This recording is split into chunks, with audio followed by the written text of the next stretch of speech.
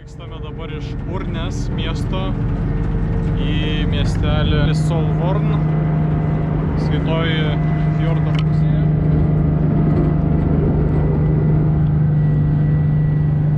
Keltas kainavo 45 kronas, tai čia arti 4 eurų. Kol kas plaukiame keturiese, aš ir dar 3 mokiniai, taip supratau. Taip atvežė tėvai iki kelto, patys išvažiavo, o vaikai atėjo čia. Tai jiem kaip ir nereikia mokėti, nemokėjo.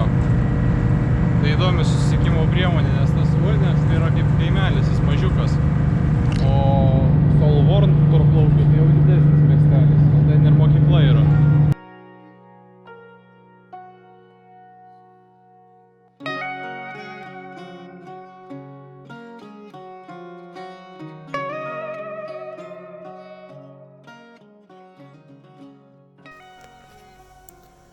Urnės.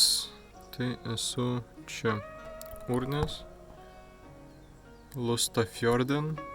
Čia, kaip ir tiesioginis fjordo atšaka Lustrafjorden. Tai vat, taip fjordas eina ir jo atšaka išeina į vandenyną.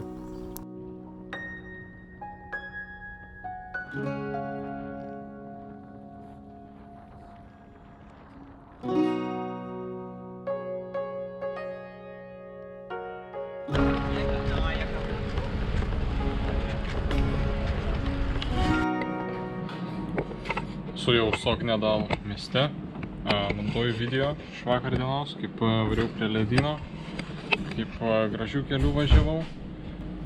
Tad jau maždaug pusėjau. Ir bus kaip ir visada, sumontuoju video, tada varau papietauti ir kelias tęsis toliau. Turėtų vakare dar vienas keltas būti, jeigu aš jį suspėsiu, jeigu nespėsiu šiandien, tai rytoj tada lauksiu. Džiūna įprastai daiktai, džiūna miegmaišis, džiūna palapinė tenais.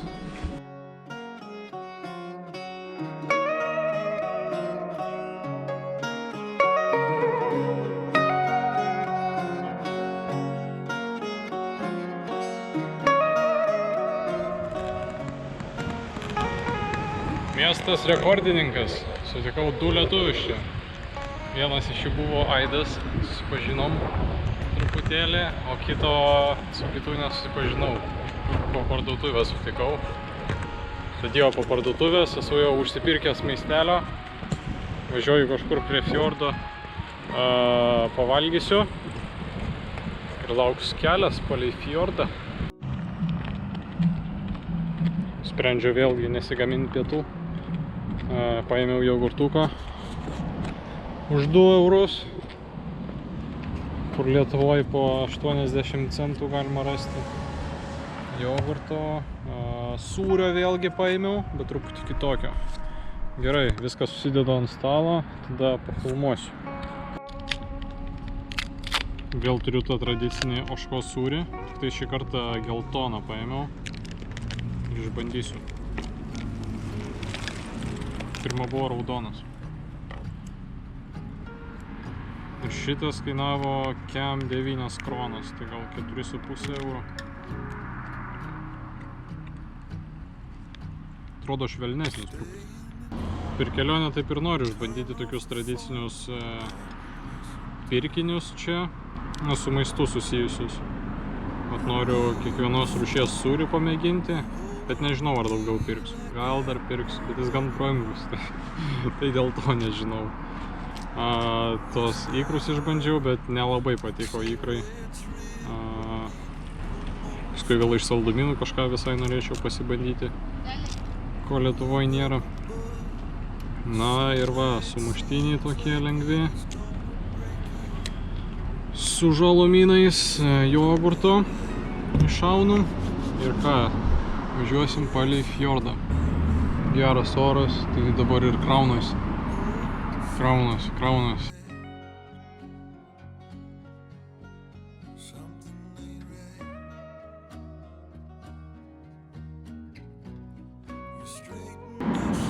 Čia valgydamas vis pasižiūrinėjau žemėlapį ir manau, darysiu taip, kad jau nedaug šiandieną nuvažiuosiu, tik tais apie tuos 35 ir ten arti 40 km iki kelto persikeliu ir tada pasilieku tame kaimelyje, miestelėje. Gal net ir nepersikeliu. Gal net jeigu šitas miestelis didesnis, iki kurio dabar važiuosiu iki kelto, tai jame pasiliksiu. Paimsiu rytoj laisvadienį, nes jau norėtųsi pasilsėti, jau per 10 dienų menų, tad norėtųsi. Nes paskui tik tais dar po poros dienų tik būtų didesnis miestas, kur galima jau būtų stoti. O taip tai arba nieko nėra, arba gyvenvietė su pora namų. Tai manau, niekur neskubu va. Pavalgysiu ir tada damušti tuos kilometrus iki kelto.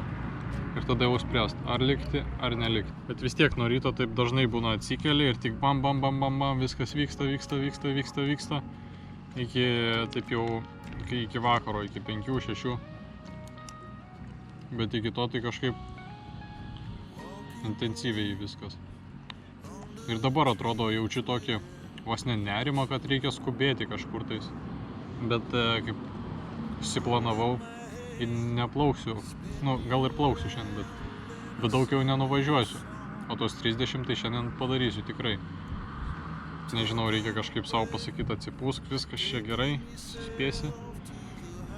Galima ir pailsėti. Nes grinai atsikėliau, tada į keltą, tada važiuoji.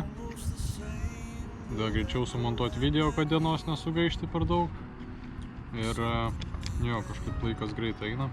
Ir jo, prieš paskutinę vasaros dieną šiandieną. Čia pastebėjęs, kad Norvegijoje man sunkiai pavyksta rasti, kur atliekas išmesti. Nes nenoriu mesti viską į bendrą, bet norėčiau atrūšiuoti. Tai vat kartais prasuku pro miestelių, žiūriu, bet neužmatau.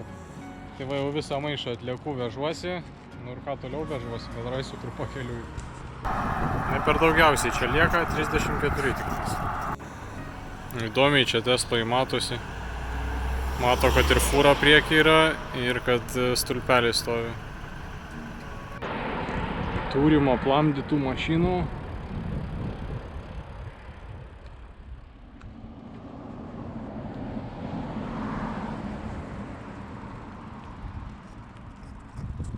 Orai smarkiai pasitaisė, palyginus su užpraeitom dienom. Pavyzdžiui, pro Besegen važiavau, ar tą Flyje. Dabar ir giedra, ir šilta. Laikosi apie 18 laipsnių. Taip visai gerai minti. Gerai, visai patinka. Tolumoje galim matyti ir sniegą įsikūręs ant viršaus kalno. O fjordas tikrai su stačiais krantais toksai. Status kalnai aplinkui. Ir nemažai jau kas augina kokius nors vaismedžius vis pastebiu. Čia va slyvos auga, obelis augina, tai nemažai kas tikrai. Kodėlgi ne, bus čia man vakarieniai, pusryčiams. Gerai bus, gerai. Kartais kelias veda ir tokiais, šiek tiek nuošalesniais keliukais. Nes pagrindinis kelias eina kalne, yra tunelis, bet ten dviračiais negalima važiuoti. Ir pėstiesiems negalima eiti, bet vat yra tokie aplinkeliai kai kur padaryti. Tai čia kaip ir senas kelias buvęs. Bet jis iš tiesų yra aptvertas, vienam gale buvo aptverta, tikriausiai ir anam gale bus užtverta, kad automobiliai negalėtų važiuoti. Bet vat su dviračiu savo važiuoju vienas, ramiai. Belikus 16 maždaug kilometrų iki kelto. Trumpas sustojimas pavalgyti. Tai bus batonas su ikrais, su ikrų užtepėlė. Perkandu, atgaunu jėgas ir damušim kilometrus.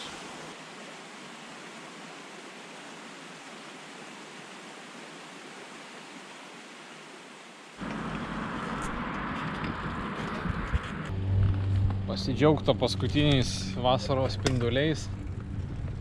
Taip šalta pasidarė pavalgius. laikas nusiimt buvo marškinukus. Šilčiau bus su megztiniu dabar jau, tikiuosi. Nu, bet ir saulė dingusi, iš karto vėsu.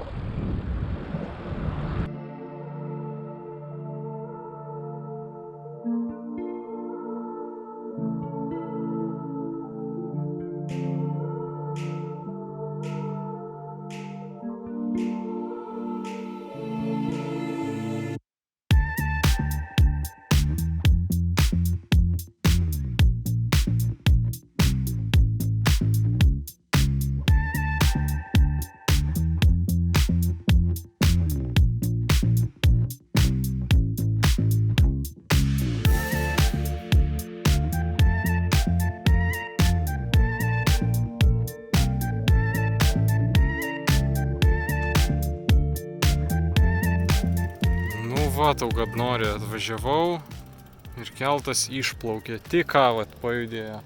Ai. Nu, laukti kito reikės dabar jau. Radau žemėlapį. Galiu parodyti, kaip važiavau nuo Lom miesto. Važiavau 55 keliu iki Skjoldin. Nuo Skjoldin prasidėjo Sognės fjordas. Važiavau šitą pakrantę. Nu, dabar žiūrint padešinę.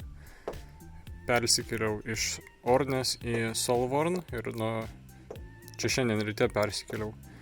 Ir tada važiavau į Sogndal. Iš Sogndal tada... Kur aš čia atminiau? Va čia atvažiavau ir į Helą atminiau. Dabar lauks persikėlimas į Darksvik. Ir...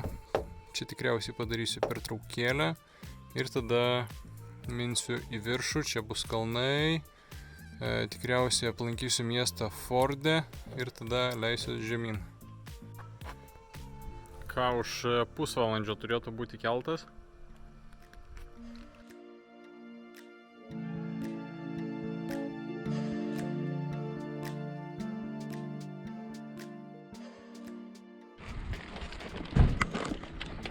Galvojau čia ir video pradėt montuot, ir valgyt pasidaryt, bet savo atsisėdau, ramiai pasidėjau, pavalgiau slyvų tų, tai jau liko tik tais kelios, liko tokios žaliausios. Kai buvo praeitas keltas, tai atrodo šitie dalykai buvo, per šitos dalykus susijungia su laivu, tai gal čia užsipila degalų. Išvažiuoja mašinytės ir tada aš. Nu ką, taip galima suprasti, kad keltas nemokamas.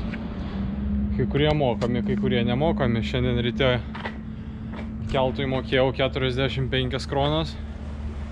O šičia paklausiau. Sako, keleiviams tiesiog taip. Ir su dviračiais kaip ir nemokama. Čia priklauso, atrodo, nuo tų keltų. Net ir autobusas įvažiavęs, ir viena fūra įvažiavo. Tin. Man kruizas plaukia kažkoks tais toli.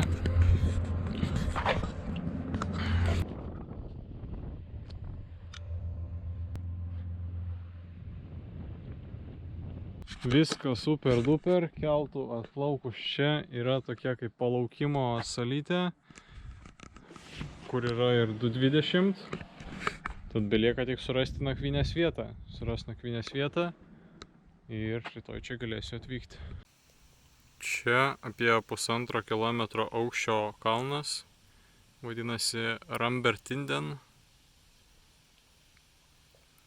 Jisai yra tolumoj.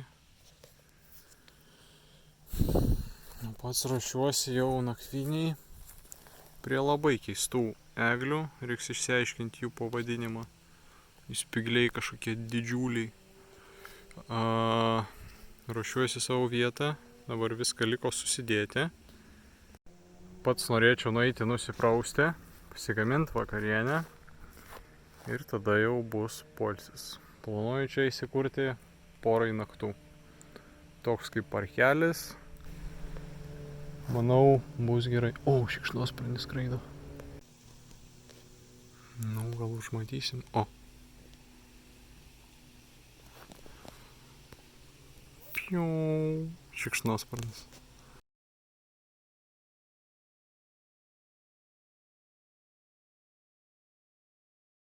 Lendu išsimaudyti. Susimatom palapinį jau dabar.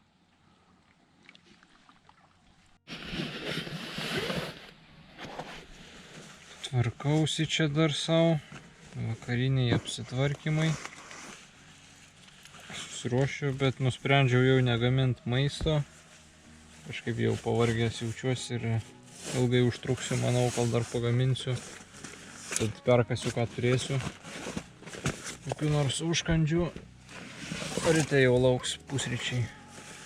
Rytoj planuoju žadintuvą nestatyti, bet kai jau atsikelsiu, tai tada viską susidėti tašį, susidėti ir kompiuterį, susidėti ir maisto ir varyti į tą terminalą mažąjį.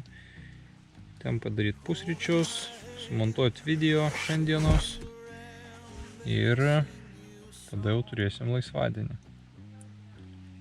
57 šiandien numinti, per 4:15. Maudžiausi tam fjorde. Tai surus vanduo. Galvojau, normaliai čia bus, kaip ežeras jisai. Bet iš tikrųjų pagalvojusgi su vandenynu susijungia. Turėtų būti surus. Kažkas vaikšto toli. Tai jo, truputį surus buvo. Tikiuosi nelipsiu. Tiek iš šiandienos. Rytoj laukia laisvadienis, išsigulėsiu, išsiilsėsiu ir vėl kalniukų lauks porą dienų, tikriausiai ateinančių. Tikriausiai. Nežiūrėjau, kiek bus sukilimo, bet gali būti kalniukų. Viskas. Draugai, draugeliai, ačiū, kad žiūrėjot ir iki.